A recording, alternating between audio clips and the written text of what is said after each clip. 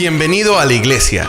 Nos da mucho gusto que estés aquí. ¿Tienes preguntas como ¿qué es la iglesia? La iglesia no es un edificio.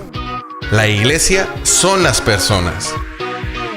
Personas que amamos a Dios y amamos a los demás. Creemos que la Biblia es la palabra de Dios y confiamos en sus promesas. Y compartimos la buena noticia de que Jesús vivió, Jesús murió y Jesús vive de nuevo. Jesús vive dentro de nosotros. Queremos que seas parte de su familia. ¿Y quiénes somos nosotros? Nosotros somos esa iglesia. Pecadores, salvados por amor, con fallas pero perdonados, rotos pero restaurados, imperfectos pero amados perfectamente por un Dios perfecto. Bienvenido a la iglesia. Bienvenido.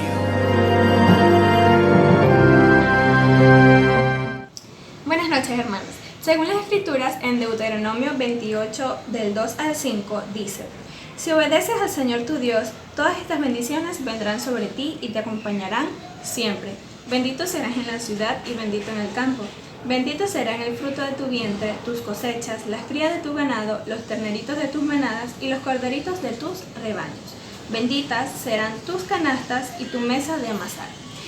Con estas hermosas palabras le damos la bienvenida al culto de esta noche.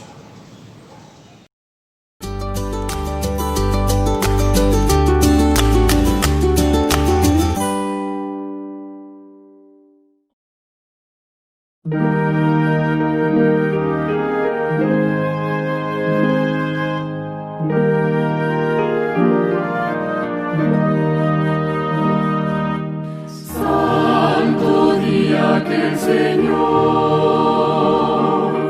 en Edén santificó y lo dio como señal del poder que nos creó. Santo sábado de paz, bendecido del Señor, siempre el sábado será monumento de su amor.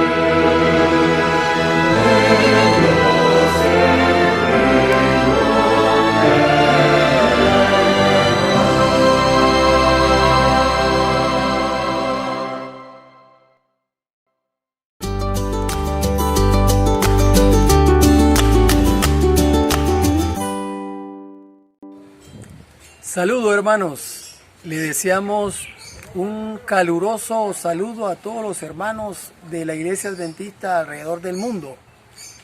Queremos traer una bendición para cada uno de ustedes por medio de una oración. Oremos. Querido Dios y Padre nuestro que estás en el cielo, te agradecemos Señor y te alabamos porque tú eres bueno y porque para siempre es tu misericordia. Queremos en esta oportunidad pedirte una bendición especial para que la oportunidad que tenemos de escuchar tu palabra. Señor, sabemos que tú tienes muchas cosas para nosotros que decirnos. Queremos escucharte por medio de este medio. Además de esto, queremos pedir una bendición para todos los hermanos en la redondez de la tierra, los amigos también que nos escuchan. Que la bendición de Dios esté con cada uno de ustedes y con nosotros. Todo esto lo pedimos en el nombre de Jesús. Amén.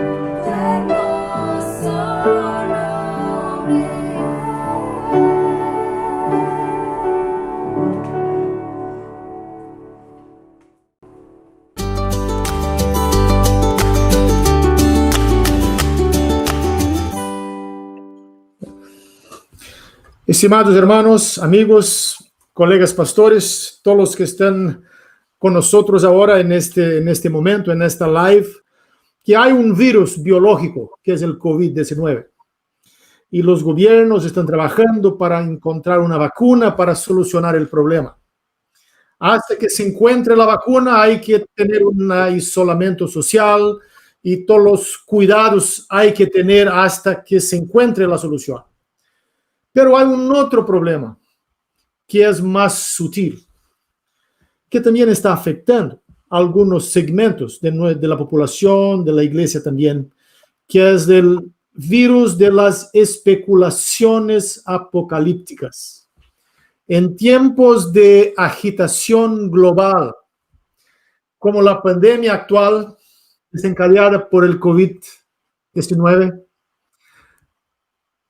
ellos producen un terreno fértil para la especulación apocalíptica. Pero antes de acercar este asunto, antes de trabajar con este asunto, hay que tener en cuenta que la pandemia de COVID-19 no es la única pandemia que ha afectado la raza humana. Pandemias, enfermedad, son consecuencias de nuestra vida en un mundo de pecado. Y no se debería utilizar una pandemia para hacer sensacionalismo profético, lo que algunas personas están haciendo. Só para que ustedes tengan una idea, tenemos conocimiento de muchas pandemias a lo largo de la historia humana, pero las más significativas que están registradas en la historia son las siguientes. En el año 430 antes de Cristo, una devastadora plaga que probablemente fuera el tifus golpeó a la ciudad griega de Atenas. Comenzó durante la guerra del Peloponeso y duró 3 años, matando posiblemente entre 75 y 100,000 personas.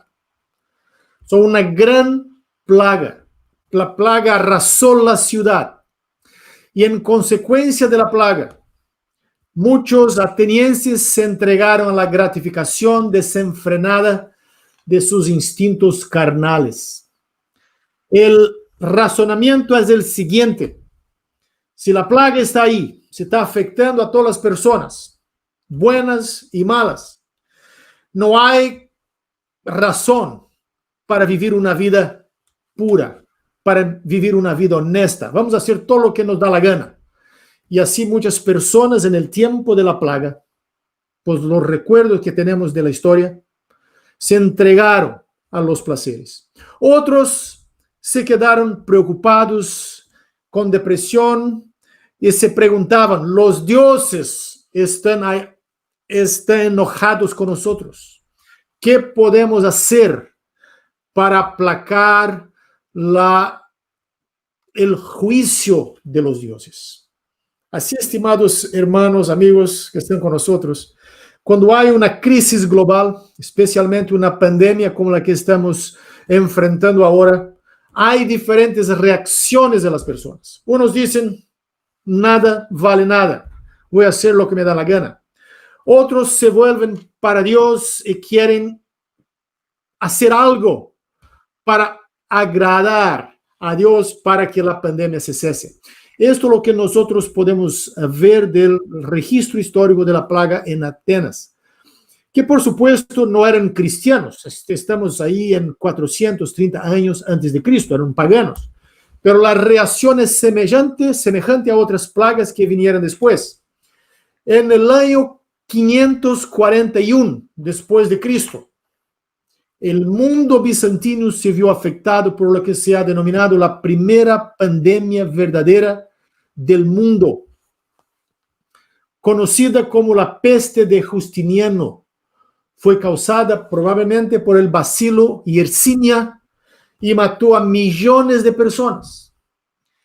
La plaga que vino al mundo bizantino en el tiempo de Justiniano también aumentó las expectativas escatológicas, y algunos creían que la plaga era una señal que Jesús habría de volver.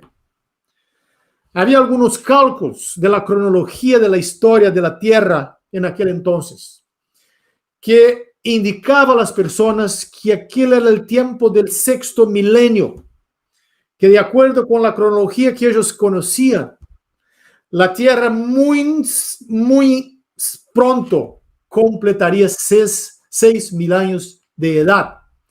Y entonces habría el 7º milenio. Esto estamos hablando ahí de 500 y tantos después de Cristo, o 1500 años atrás. Pero hubo un fervor escatológico, especulaciones escatológicas, porque muchos vieron la peste como un presagio de la venida de Jesús y del juicio final. Pero esa no es la única gran plaga.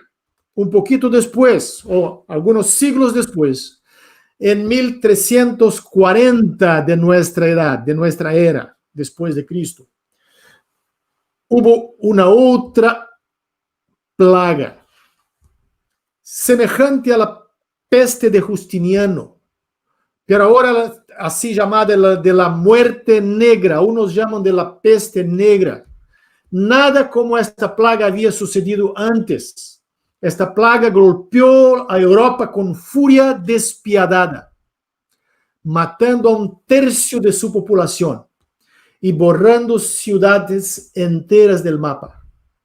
Algunos vieron la plaga como una demostración del juicio de Dios sobre el pecado y un precursor del final del mundo. Más adelante, en 1918, ahora en el siglo XX,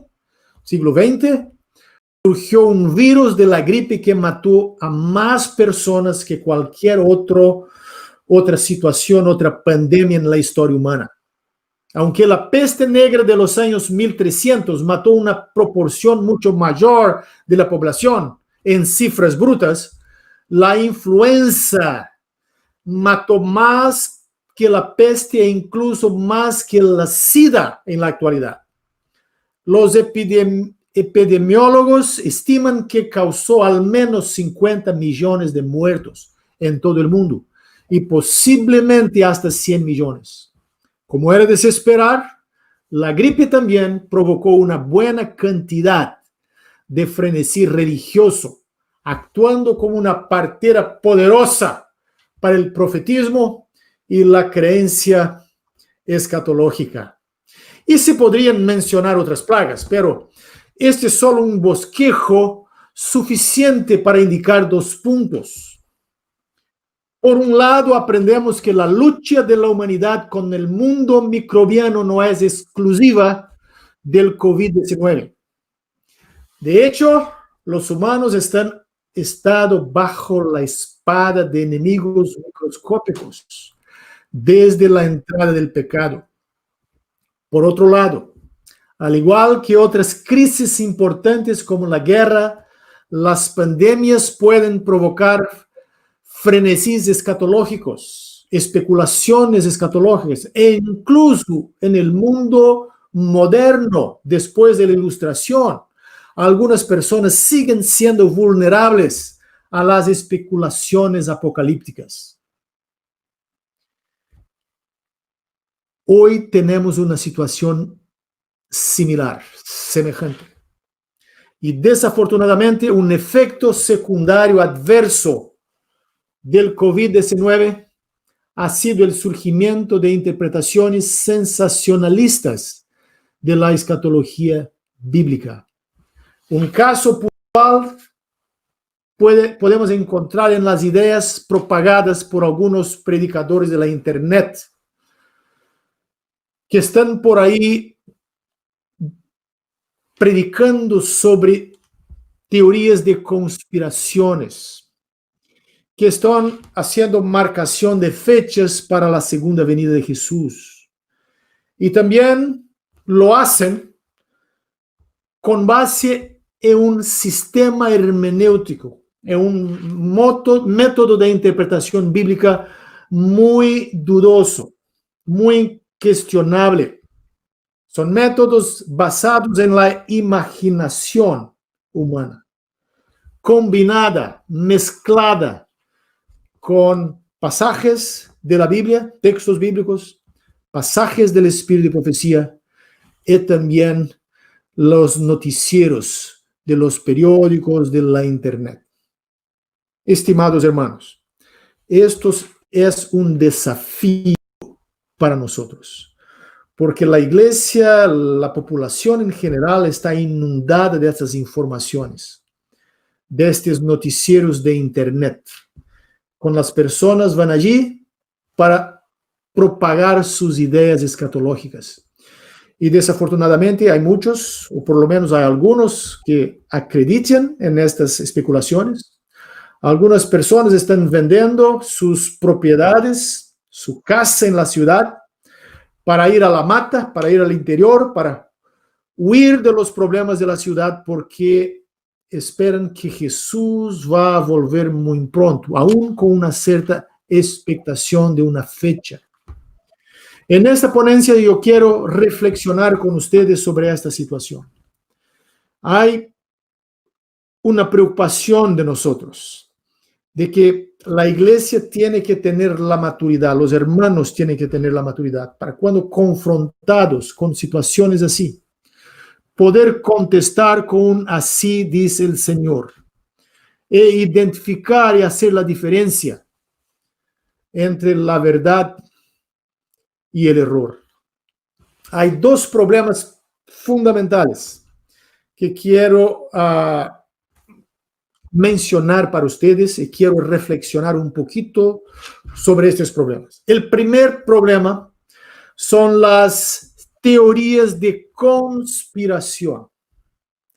Cuando usted va a internet y se informa de algunas cosas que están predicando y están hablando por ahí, algunos predicadores, algunos, vamos así decir, en comillas, profetas modernos, son muy creativos en interpretar los noticieros de la televisión, de la internet y de los periódicos.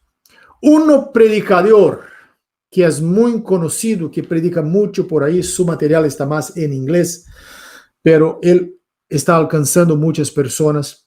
Yo estaba un tiempo atrás mirando uno de sus videos, uno de sus ponencias y sus explicaciones para los eventos finales.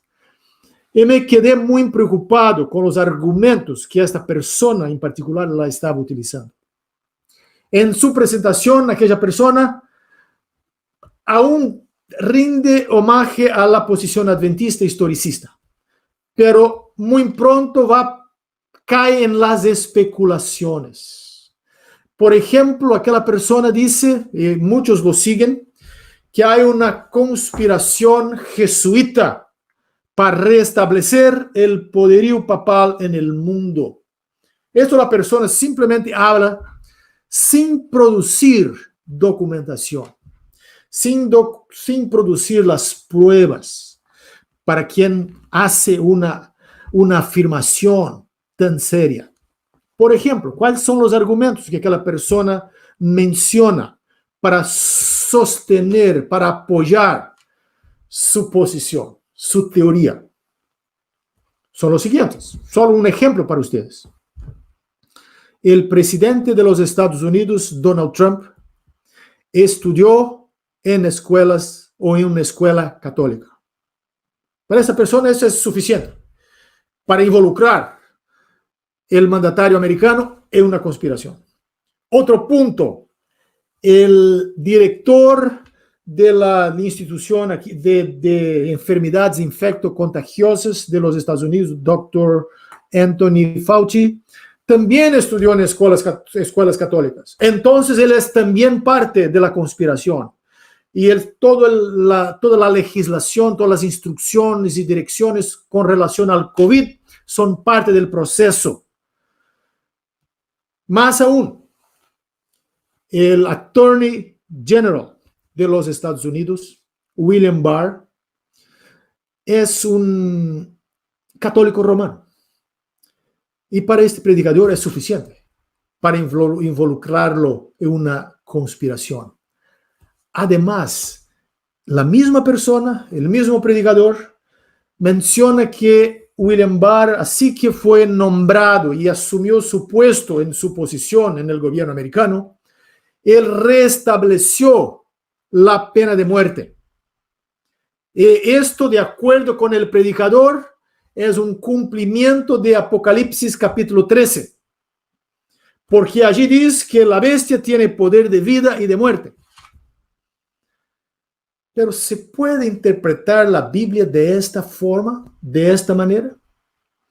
Yo miré a las informaciones oficiales de William Barr cuando él restableció la pena de muerte y él estableció la pena de muerte para crímenes federales de atentado a la vida de personas de edad, personas idosas y de niños.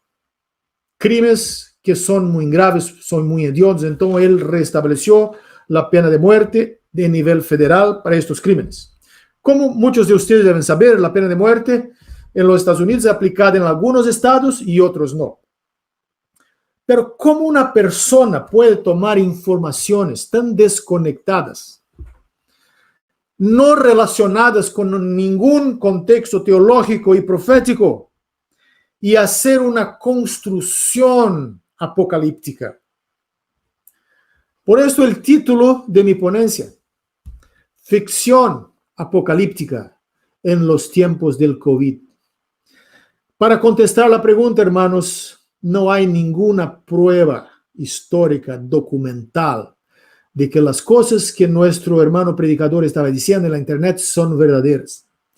No hay ninguna correlación entre la penalidad fatal que fue establecida por el Attorney General de los Estados Unidos y el cumplimiento profético. No están relacionadas. El contexto de William Barr es un contexto civil, es un contexto criminal que tiene que ver con el contexto del gobierno americano y cómo él lidia con cierta situación. No tiene que ver con la iglesia, no tiene que ver con cumplimiento profético. Puede ser que en el futuro algo ocurra, pero no ahora. Hacer este tipo de correlación es especulación y no lleva a nada, porque es una ilusión. Así, estimados hermanos, ustedes que están con nosotros en la internet, hay que tener mucho cuidado cuando uno toma conocimiento de estas profecías de internet. Vamos a estudiar la Biblia. Vamos a basar nuestro conocimiento profético en lo que Dios ha revelado. No tenemos que saber lo que no fue revelado, porque cuando uno tenta saber lo que no está revelado, uno cae en la especulación. Y es precisamente esto que estamos viendo en este momento, en que las personas están se aprovechando de la crisis para propagar sus ideas de ficción. Hay un otro problema. Uno fue el problema de las conspiraciones. Y hay mucho que hablar sobre esto, pero yo pienso que esto es suficiente para que ustedes tengan una idea. El otro punto que me gustaría aclarar ahora y reflexionar un poquito sobre él es el punto de la marcación de fechas para la venida del Señor. Este es un problema aún más serio, aún más grave. Este predicador de internet estaba diciendo que no se puede marcar una fecha precisa para la vuelta de Jesús, para el regreso de Jesús, la venida del Señor, pero él defiende que se puede marcar una fecha aproximada. Pero una vez que uno menciona una fecha, el problema está creado. La Biblia no nos autoriza a marcar fechas. La Biblia es muy clarita. El día y la hora de la venida del Señor nadie sabe en el nivel, en la esfera humana.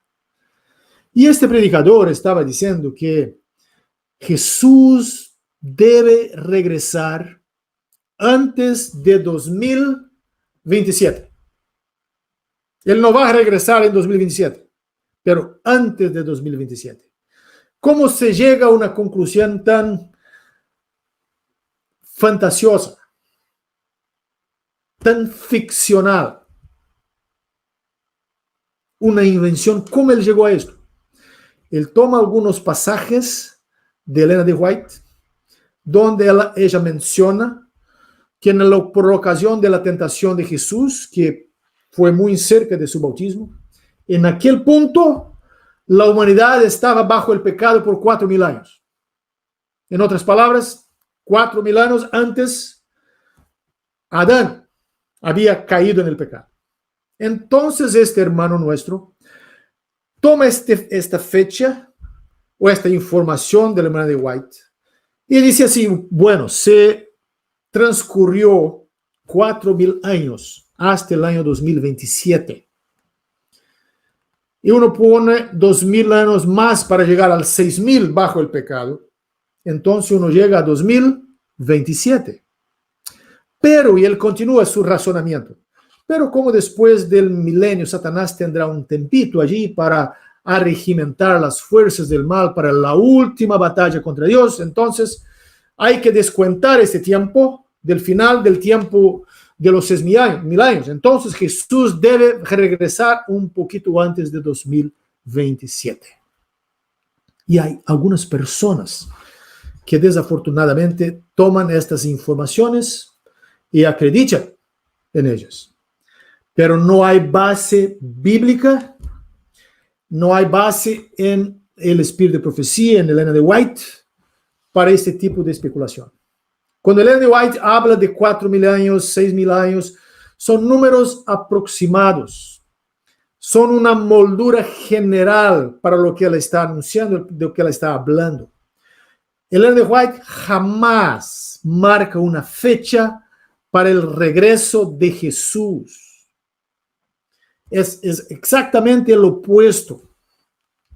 Elena de White aconseja, instruye la iglesia a que no se marquen fechas, porque la marcación de fechas no ayuda la proclamación del evangelio. La marcación de fechas solo va a causar problemas por dos razones muy simples, muy elementares.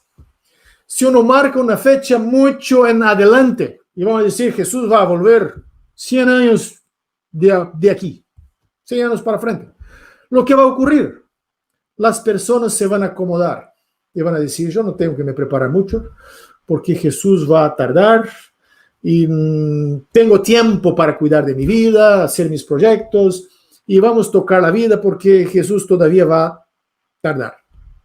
Si uno marca una fecha muy cerca, lo que ocurre, la fecha pasa, Jesús no viene y ahí hay el desánimo, la desesperación, la decepción, el chasco que traen vergüenza sobre la iglesia, que manchan la reputación de la iglesia y del mensaje.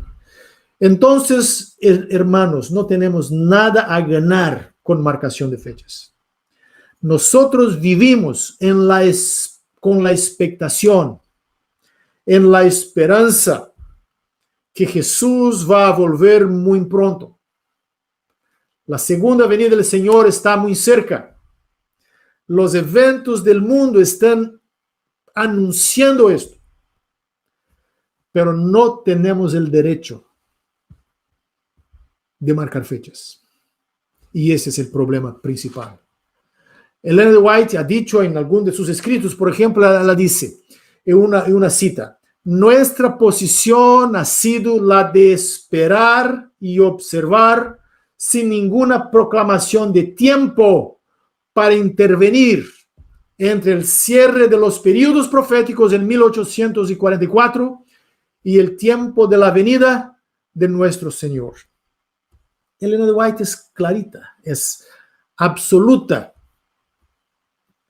en su oposición a marcación de fecha. Y una otra cita, Elena de White dice, no tendremos otro mensaje de un tiempo definido.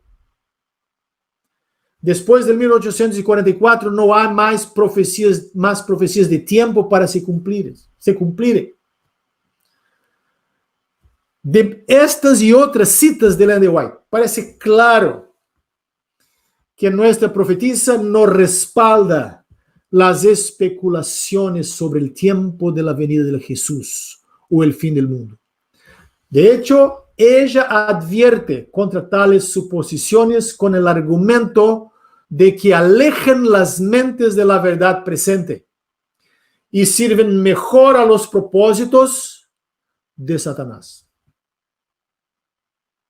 Así, hermanos, yo trabajé con 2 puntos aquí hasta ahora y ya voy a hacer la conclusión. Primer punto, teorías de conspiración. Hay todo tipo de teoría. involucrando políticos, autoridades, gobiernos, conexión de noticieros con citación, con citas del Espíritu Profecía, con pasajes bíblicos. Hay que tener cuidado con este tipo de predicación. Y el segundo punto es el extremo ahora, que es la marcación de fechas. Tengamos cuidado. Y ahora voy a hacer algunas reflexiones para concluir esta ponencia. Con mucha certeza, corazones se abren al Evangelio en tiempos de crisis. A medida que las personas se vuelven más conscientes de las limitaciones y la fragilidad de la condición humana y social. Sin embargo, estimados hermanos que están con nosotros ahora, sin embargo, tales anhelos espirituales no pueden cumplirse, no pueden ser satisfechos con predicciones sensacionalistas, con teorías de conspiración o establecimiento de tiempos o marcación de fechas. La exposición de la palabra de Dios debe basarse en la verdad, no en expectativas equivocadas generadas por la ficción apocalíptica. De paso, las interpretaciones idiosincráticas de la profecía de los últimos tiempos, de los últimos días, solo sirven para despertar la emoción y desacreditar el mensaje de los últimos tiempos que la iglesia tiene que predicar. Nuestra predicación y proclamación debe centrarse en Jesucristo, su amor y cuidado por un mundo sufriente y su oferta de perdón y restauración para todos. Y por supuesto, hermanos, nuestro mensaje ciertamente incluye la proclamación del fin. Tenemos que hablar sobre las señales del fin también. Jesús mismo, cuando se le preguntó acerca de las señales de su venida, él dijo a los discípulos, él habló de guerra, pestilencias, terremotos, hambres y así por adelante. Pero el mensaje del tiempo del fin debe basarse en la palabra de Dios, no en las noticias de Internet, no en el movimiento de los políticos modernos, pero debe basarse en la comprensión de la Escritura, no en las especulaciones actuales. Y es muy significativo que cuando los discípulos preguntaron a Jesús sobre el tiempo de su venida, y aquí está, yo quiero mencionar aquí el texto de Hechos, capítulo 1, versículo 6, un poquito antes de Jesús subir al cielo. Versículo 6, Hechos capítulo 1, versículo 6. Vamos a leer aquí. Entonces los que se habían reunido le preguntaron diciendo, Señor, ¿restaurarás el reino a Israel en este tiempo? Fíjense en la pregunta. Los discípulos preguntaron a Jesús sobre el tiempo. Señor, ¿restaurarás el reino a Israel en este tiempo? Y ustedes saben lo que Jesús les dijo en la misma secuencia, la otra mitad del versículo, en el versículo 7 ahora. No os toca a vosotros saber los tiempos o las ocasiones que el Padre puso en su sola potestad. Ellos querían saber el tiempo. Ellos querían saber el cuándo. Pero Jesús no lo contestó a esta pregunta. No vos compete saber, no os toca saber. Y ahí Jesús continúa. Y en el versículo 8, él dice, pero recibiréis poder cuando haya venido sobre vosotros el Espíritu Santo, y me seréis testigos en Jerusalén, en toda Judea, en Samaria y hasta lo último de la tierra. Los discípulos querían saber el cuándo, pero Jesús no habló del cuándo.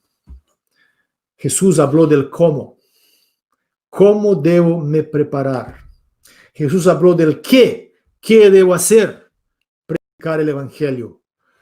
Así, queridos hermanos,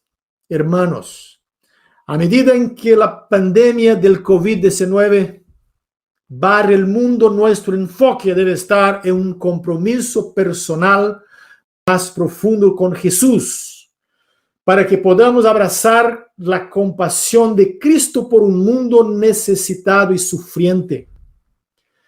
Por el poder del Espíritu podemos convertirnos en testigos efectivos de Jesús y así disfrutar del privilegio de ser parte de la señal más evidente de que Jesús pronto vendrá. Y yo dejo con usted el pasaje de Mateo 24:14. Y este evangelio del reino será predicado en todo el mundo como testigo a todas las naciones. Y entonces vendrá el fin. Que Dios bendiga a ustedes. Estén ustedes preparados para comprender la palabra de Dios, para vivir con esta esperanza que Jesús va a regresar, va a volver muy pronto, pero al mismo tiempo estén fuertes y preparados para resistir a las tentaciones de las especulaciones apocalípticas que están por ahí. Que Dios le bendiga a todos.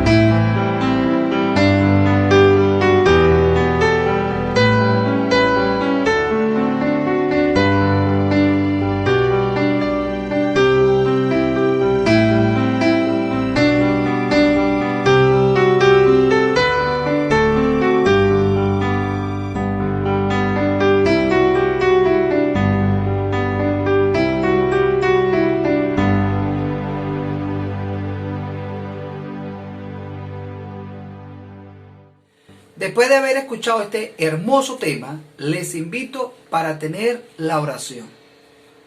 Oremos.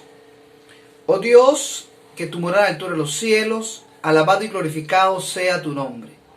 En este momento, Señor, te damos gracias, porque hasta aquí tú nos has cuidado. Gracias porque hasta aquí nos has protegido y gracias porque hasta aquí nos has dado lo necesario. De manera especial, oh Dios, te queremos pedir por tu iglesia, que tú la dirijas en todo el mundo, Señor, especialmente relacionado con esta pandemia, Señor, para que tú seas con cada uno de aquellos hogares donde el enemigo ha entrado y ha hecho de la suya, Señor.